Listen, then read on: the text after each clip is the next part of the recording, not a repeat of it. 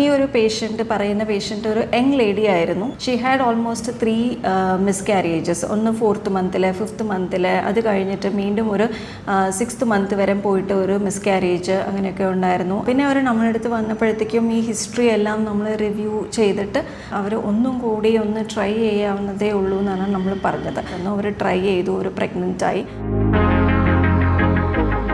I'm Dr. Mahalakshmi Bhaskaran, work in the Sabine Hospitals, Moovattupuzhayilanu. I'm an infertility specialist and also a gynecologist. നമ്മൾ ഇന്ന് discuss ചെയ്യുന്നത് ഒരു topic അല്ല, okay. It's about A patient. ആ പേഷ്യൻ്റെ കാര്യം ഒന്ന് പറയുമ്പോഴത്തേക്കും അത് മറ്റ് പേഷ്യൻസിനും കൂടി യൂസ്ഫുൾ ആയിരിക്കും എന്നുള്ള ഒരു ഇതിലാണ് ഞാൻ ഈ എക്സ്പീരിയൻസ് ഒന്ന് ഷെയർ ചെയ്യുന്നത്. ഈ ഒരു പറയുന്ന പേഷ്യൻ്റ് ഒരു യങ് ലേഡി ആയിരുന്നു. She was in her early 30s. അപ്പോൾ നമ്മളോട് അവർ ഫസ്റ്റ് വരുമ്പോഴത്തേക്കും അവർക്ക് കൺസീവ് ആവാനായിട്ട് പ്രശ്നങ്ങളൊന്നും ഉണ്ടായിരുന്നില്ല. ഷി വാസ് മാരേജ് കഴിഞ്ഞപ്പോൾ തന്നെ അവർ കൺസീവ് ആവുന്നുണ്ടായിരുന്നു. She had almost 3 miscarriages. ഒന്ന് 4th മന്തിൽ, 5th മന്തിൽ, അത് കഴിഞ്ഞിട്ട് വീണ്ടും ഒരു 6th മന്ത് വരെ പോയിട്ട് ഒരു മിസ്കാരേജ് അങ്ങനെയൊക്കെ ഉണ്ടായിരുന്നു. അവർക്ക് ഒരു ലൈവ് ബേബി ഉണ്ടായിരുന്നില്ല. അപ്പോൾ അവർ നമ്മോട് ഭയങ്കര വിഷമത്തിലാണ് വന്നത്.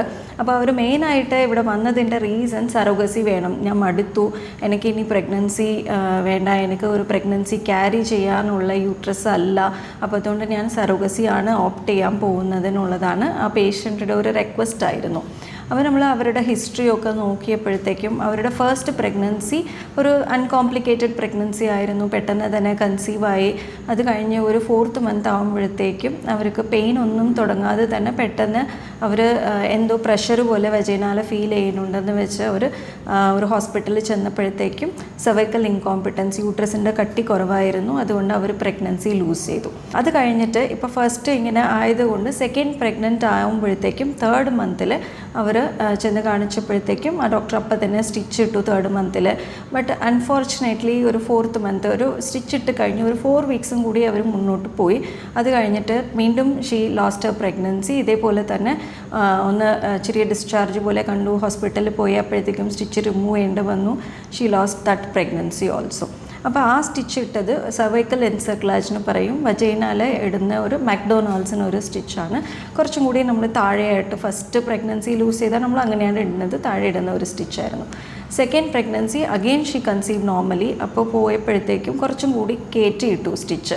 3rd മന്ത് ആകുമ്പോഴത്തേക്കും കയറ്റി ഇട്ടു. She carried her pregnancy for almost 6 months കഴിയുമ്പോഴത്തേക്കും വീണ്ടും സെയിം പ്രശ്നങ്ങളാണ്. വീണ്ടും she had a vaginal discharge, ഒരു പ്രഷർ ഫീലിംഗ് വന്നു. അപ്പോൾ തന്നെ ഹോസ്പിറ്റലിൽ ചെന്നു, സ്റ്റിച്ച് കട്ട് ചെയ്തു. She expel the pregnancy. കുറച്ച് ദിവസം NICU-ലുണ്ടായിരുന്നു babies.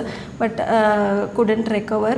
She lost that baby also. പിന്നെ അവർ നമ്മുടെ അടുത്ത് വന്നപ്പോഴത്തേക്കും ഈ ഹിസ്റ്ററി എല്ലാം നമ്മൾ റിവ്യൂ ചെയ്തിട്ട് അവർക്ക് സറോഗസി ഒരു ഓപ്ഷൻ അല്ല, അവർ ഒന്നും കൂടി ഒന്ന് ട്രൈ ചെയ്യാവുന്നതേ ഉള്ളൂ എന്നാണ് നമ്മൾ പറഞ്ഞത്. അതിലായിട്ട് നമ്മൾ പറഞ്ഞ ഓപ്ഷൻസ് അവർക്ക് ലാപ്രോസ്കോപ്പിക് അബ്ഡോമിനൽ എൻസർക്ലേഷൻ എന്നുള്ള ഒരു ഇതുണ്ട്. അത് നമ്മൾ ലാപ്രോസ്കോപ്പി വഴി നമ്മൾ ഉള്ളിലോട്ട് തന്നെ സ്റ്റിച്ചിടും. അപ്പോൾ അങ്ങനെ സ്റ്റിച്ചിടുമ്പോഴത്തേക്ക് ഓൾമോസ്റ്റ് പ്രഗ്നൻസീസ് ഒരു 95% പ്രഗ്നൻസീസ് മുന്നോട്ട് പോകാനുള്ള ചാൻസ് ഉണ്ട്. ഓക്കെ, അപ്പോൾ അത് അങ്ങനെ എക്സ്പ്ലെയിൻ ചെയ്ത് തന്നപ്പോഴത്തേക്കും പേഷ്യൻ്റ് അതിന് വില്ലിങ് ആയിരുന്നു.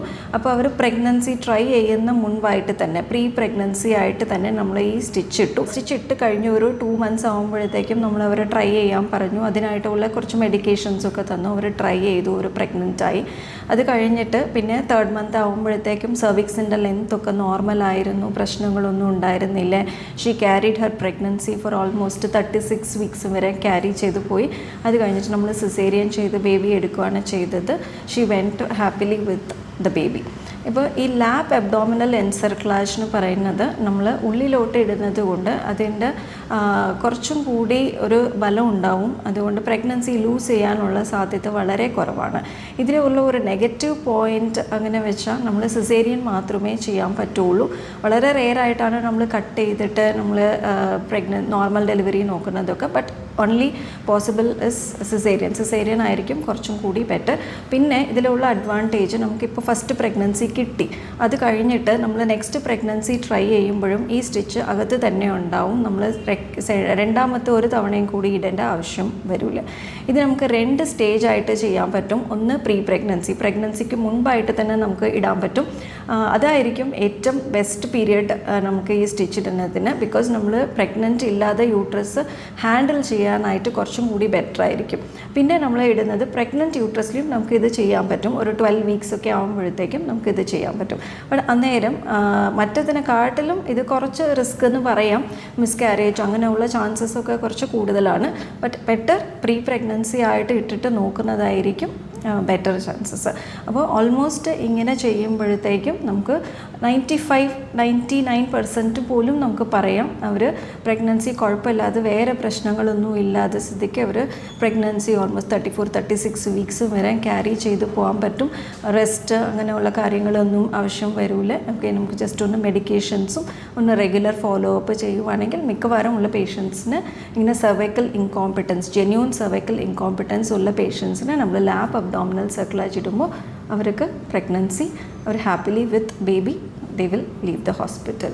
So ഇങ്ങനെയുള്ള ഫെസിലിറ്റീസ് ഒക്കെ അവൈൽ ചെയ്യണമെങ്കിൽ you can come here. We will just review your history and then we will tell you what will be the best option. Thank you.